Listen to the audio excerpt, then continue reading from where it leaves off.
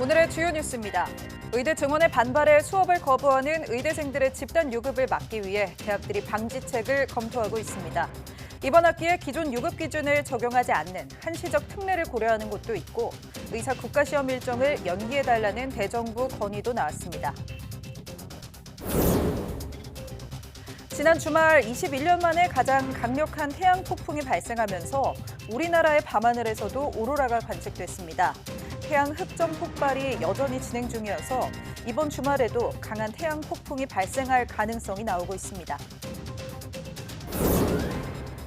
챗 GPT의 개발사 오픈AI가 사람처럼 자연스럽게 보고 듣고 말하는 새로운 AI 모델을 공개했습니다. 기존 모델과 달리 실시간 음성 대화를 통해 질문하고 답변을 받을 수 있는데 속도도 2배 더 빨라졌습니다. 부처님 오신 날 휴일인 15일 전국적으로 강한 바람을 동반한 비가 예보됐습니다. 중부와 경북 지역에는 우박이, 일부 강원 산간에는 눈이 내리겠고 제주도에는 강풍으로 항공기와 여객선 결항도 우려됩니다.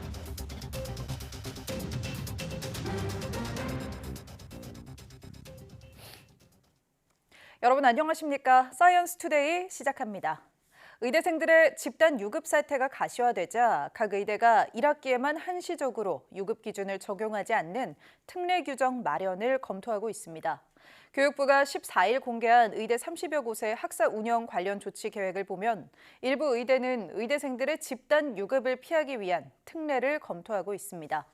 또 일부 의대는 1학기에 취득하지 못한 과목을 2학기 내에 이수하도록 기회를 부여하는 방안과 의대 교육과정 운영을 기존 학기 단위에서 학년 단위로 전환하는 방안을 고려하는 것으로 나타났습니다.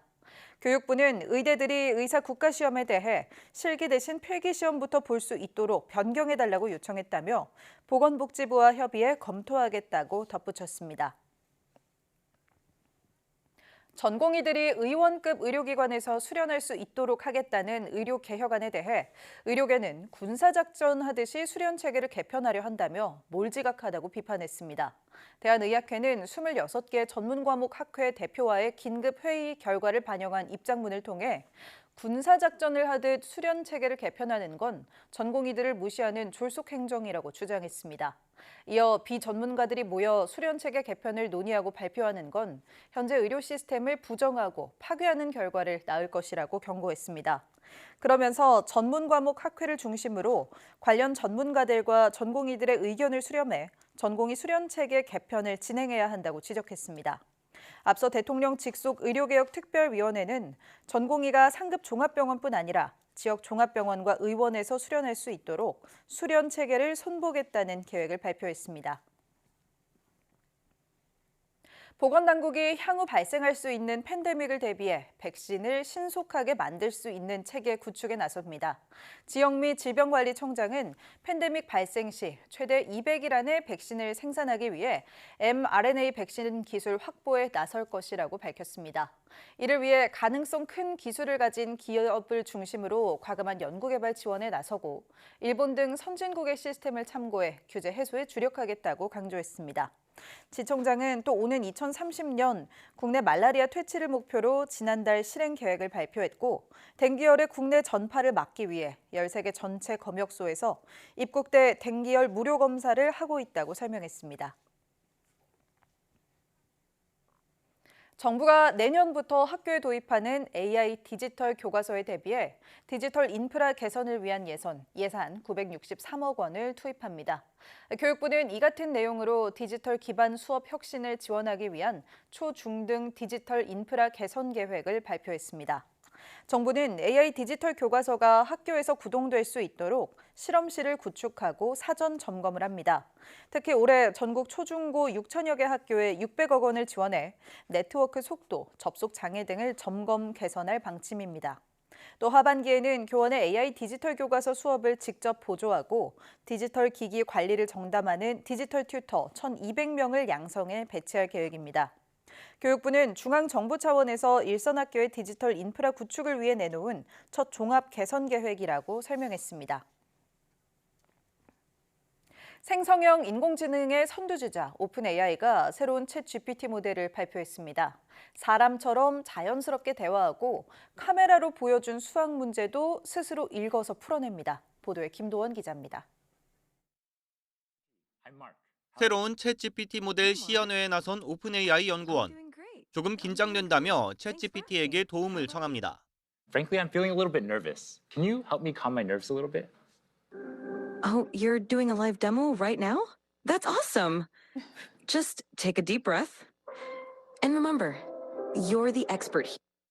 카메라로 수학 문제를 보여주니 스스로 식을 읽고 이해해 풀어냅니다. Is it subtraction? Close, but think of the opposite of multiplication. Because 3x means 3 times x.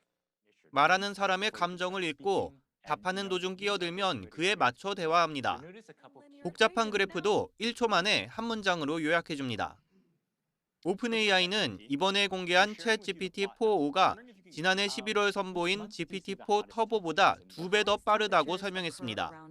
또 한국어 등 50개 언어에 대한 품질과 속도를 높였다고 덧붙였습니다. This is the first time that we are really making a huge step forward when it comes to the ease of use. 챗GPT-4.5는 무료로 제공되지만 유료 구독자는 질문을 더 많이 할 수 있습니다.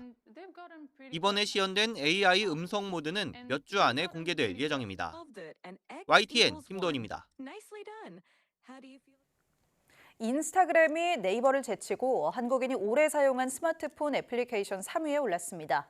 앱 리테일 분석 서비스 와이즈앱은 우리나라 스마트폰 사용자를 표본 조사한 결과 지난달 가장 오래 사용한 앱은 유튜브로 나타났다고 밝혔습니다. 그다음 카카오톡과 인스타그램이 각각 2위와 3위를 기록했고 네이버와 틱톡 등이 뒤를 이었습니다. 인스타그램이 네이버를 제친 건 와이즈 앱이 지난 2016년 3월 모바일 앱 통계를 집계하기 시작한 뒤 처음입니다.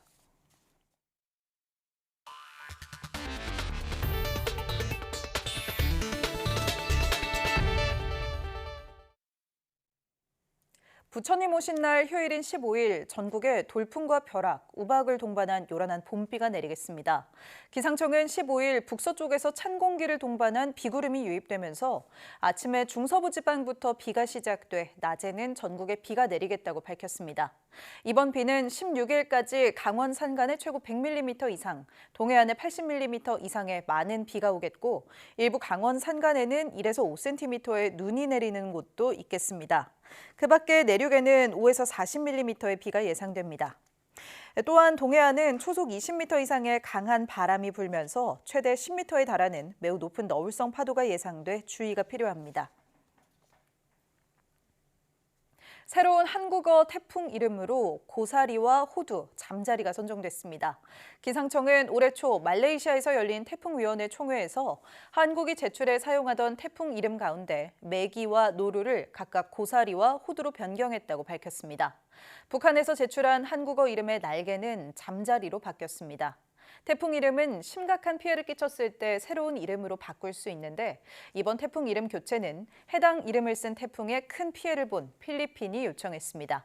지난 2022년 우리나라에 막대한 피해를 남겼던 라오스 이름의 흰남노도 우리나라의 요청으로 퇴출돼 옥망으로 바뀌었습니다. 기상청은 이번 총회에서 지난해 중국과 필리핀에 큰 피해를 입힌 우리나라 이름의 태풍 독수리도 퇴출됐다며 올해 하반기에 태풍 이름 공모전을 열 계획이라고 덧붙였습니다. 오로라는 위도가 높은 극지방 주변 지역에서나 볼 수 있는 천문 현상인데요. 21년 만에 가장 강력한 태양 폭풍이 지구에도 불어닥치면서 우리나라에서도 오로라가 관측됐습니다. 보도에 정혜윤 기자입니다. 강력한 태양 폭풍이 지구를 덮친 지난 11일 밤, 우리나라에서도 오로라가 관측됐습니다. 하늘에서 붉은 빛이 시간이 지남에 따라 이동하는 모습이 보입니다. 저희보다 먼저 밤이 찾아온 미국 쪽에서 대한민국이랑 비슷한 위도에서 오로라가 관측된다라는 소식을 들었어요. 혹시 모르고 날씨도 개일 것 같고 그래서 한번 나가보자 해서 이제 강원도 화천으로 가게 된 거죠.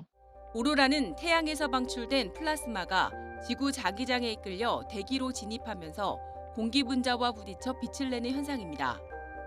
이 때문에 극지방이나 캐나다, 노르웨이 등 지구 자기장 극과 가까운 곳에서 주로 관측됩니다. 오로라가 관측된 강원도 화천의 위도는 북위 38도. 지구 자기장 위도로 따지면 이보다 훨씬 더 낮은 26도 수준입니다.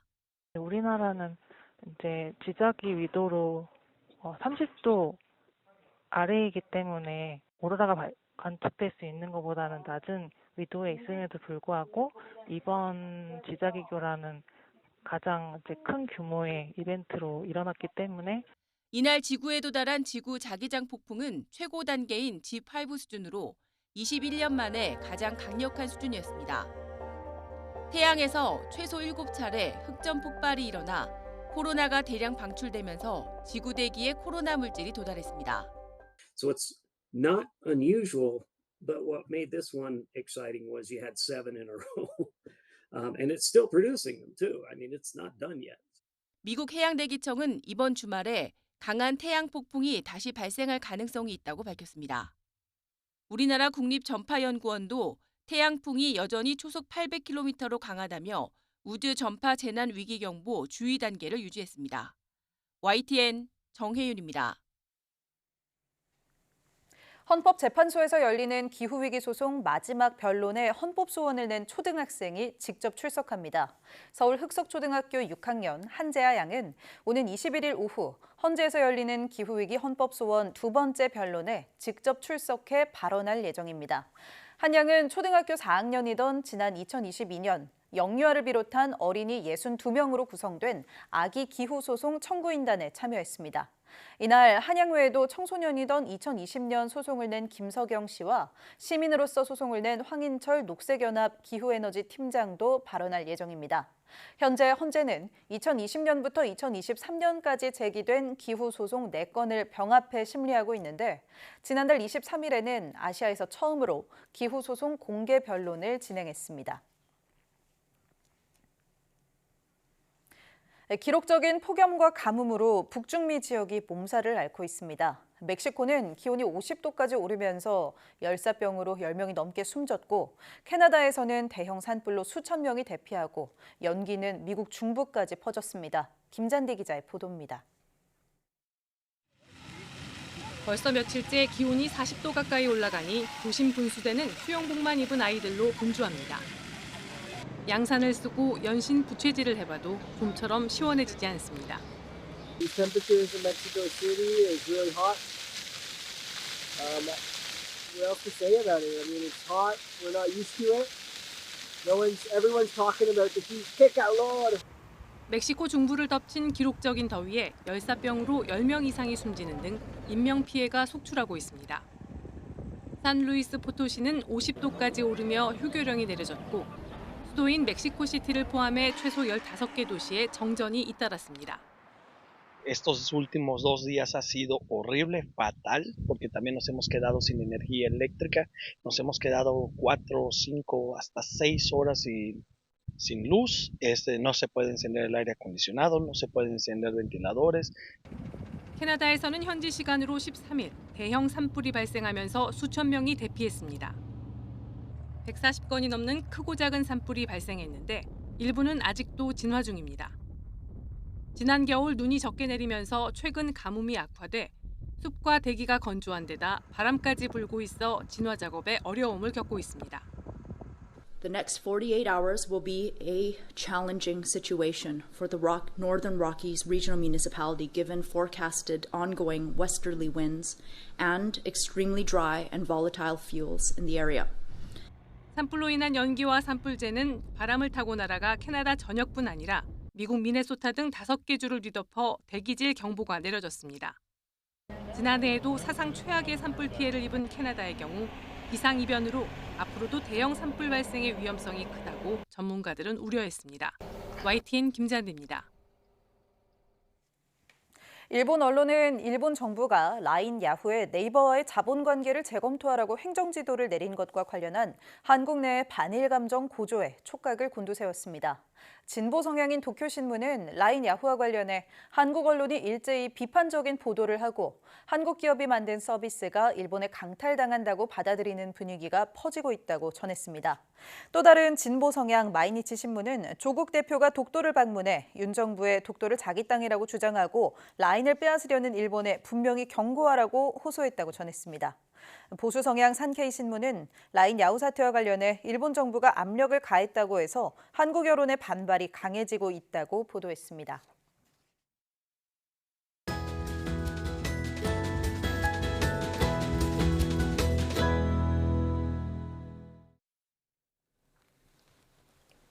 네, 내 몸 보고서입니다. 흔히 전립선암이라고 하면 조기 발견 시 100%에 가까운 생존율을 보여 순환암으로 알려졌는데요. 하지만 전이될 경우에는 생존율이 크게 떨어지고 또 호르몬 치료에 반응하지 않는 전립선암도 있어 그저 순환암이라고 생각해서는 안 됩니다. 오늘 이 시간 삼성서울병원 비뇨의학과 송환 교수 모시고 전립선암에 대해 알아보도록 하겠습니다.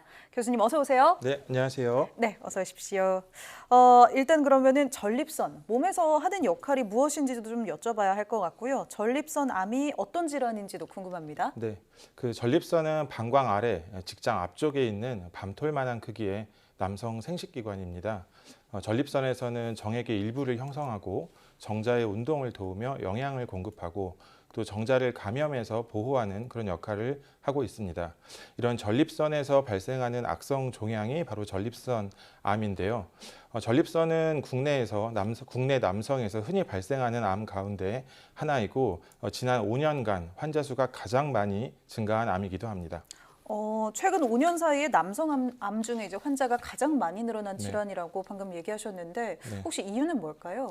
그 전립선암의 주 원인으로는 고령화와 서구화된 식습관이 가장 많이 연관되어 있습니다. 네. 또한 전립선암은 가족력도 굉장히 중요한데 약 10%에서 유전적인 성향이 있는 것으로 알려져 있고 가족력이 있는 경우에는 그렇지 않은 경우에 비해서 전립선암의 발병 가능성이 8배 정도 높은 것으로 보고되고 있습니다. 특히 유전성 전립선암은 상대적으로 이른 나이인 55세 이전에 발병을 하게 되고 또한 BRCA1, BRCA2 등과 같은 변이와 연관이 많이 있습니다. 이 유전자는 전립선암뿐만 아니라 여성암 중에서 난소암, 유방암과도 연관이 있어서 가족 중에 전립선암, 난소암 등 환자가 있다고 하면 유전자 검사를 통해서 유전자 변이 여부를 파악하는 것이 중요할 것으로 생각합니다. 그러니까 아버지가 전립선암 경력이 있다면 자녀가 딸이어도 그쪽에 난소나 뭐 이런 생식기암 쪽에 확인을 또 해보는 게 네, 중요하겠네요. 확인이 필요합니다. 네, 전립선암 상대적으로 좀 순환암이라고 알려져 있다고 했는데 생존율이 높아서 그런 건가요? 네, 그 전립선암은 조기에 발견을 하면 100%에 가까운 높은 생존율을 보이기 때문에 흔히 순환암으로 생각을 할 수 있는데요. 하지만 전립선암이 전이되어 있는 경우에는 5년 상대 생존율이 절반 이하인 45.9% 정도로 크게 낮아져서 마냥 순환암으로 보일 것은 아닙니다.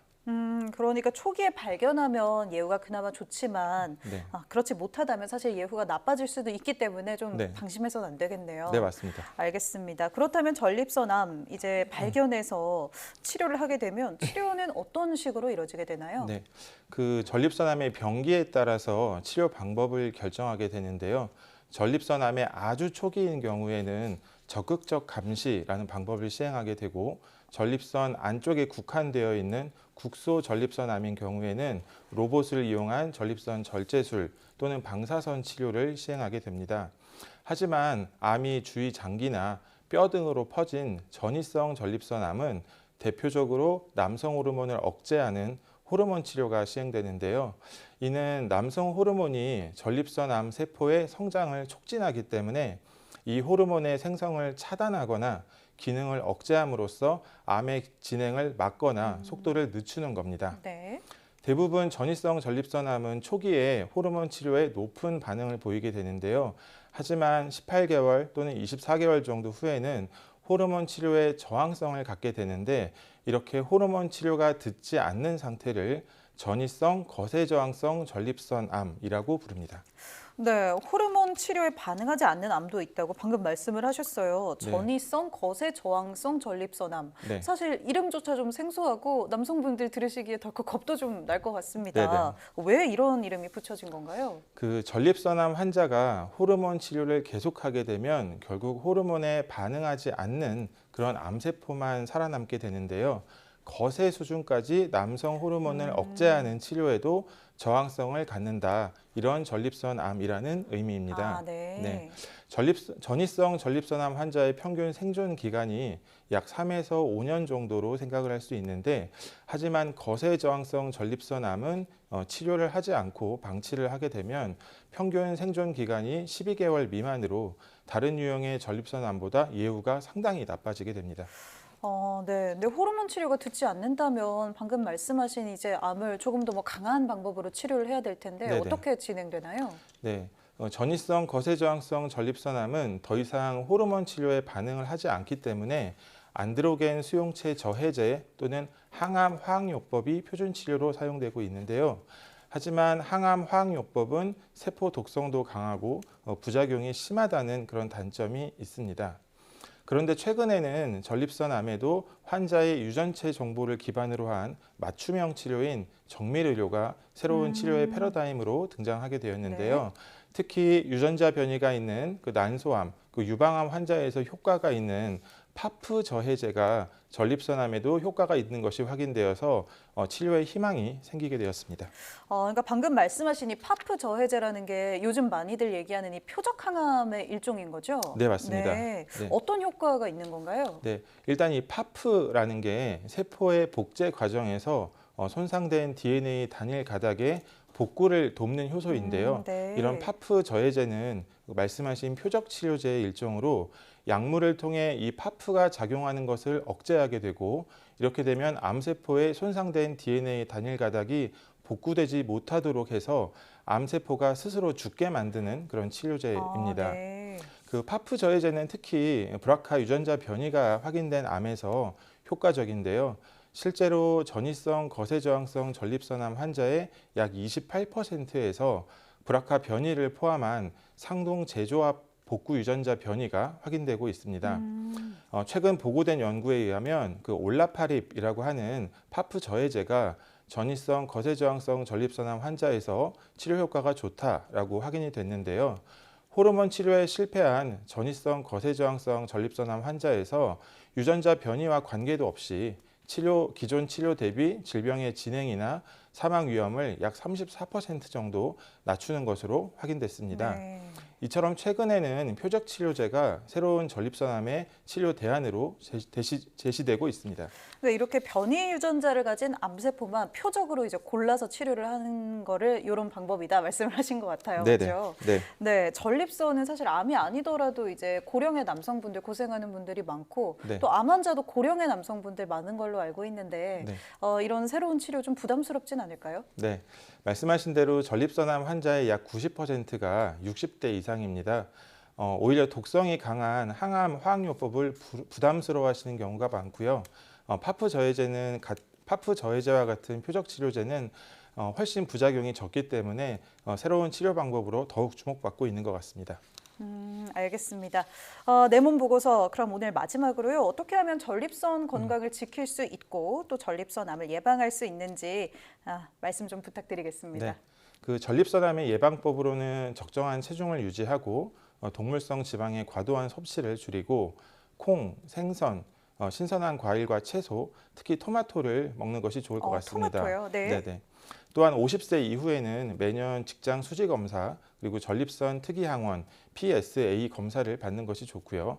가족력이 있는 경우라면 40대 이후부터 검사하는 것을 권장하고 있습니다. 네.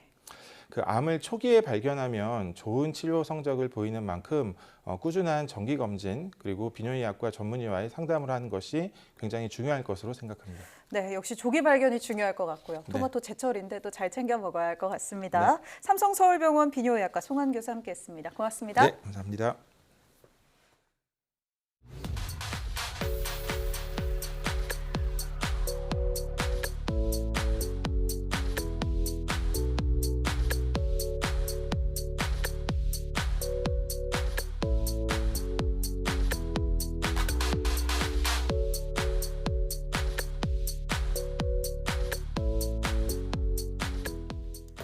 네, 다음 주 헌법재판소에서 열리는 기후위기 소송에 어린이들이 직접 출석한다는 소식 전해드렸죠. 우리보다 더 많은 날을 기후위기 속에 살아가야 하는 미래 세대는 앞으로 훨씬 더 많은 양의 탄소를 줄여야 합니다. 이번 재판을 통해 지금의 어른들이 기후위기에 대한 책임을 미루고 미래 세대의 기본권을 침해하는 건 아닌지, 앞으로 우리가 진짜 해야 할 일은 무엇인지 고민해보게 됩니다. 뉴스 마칩니다. 고맙습니다.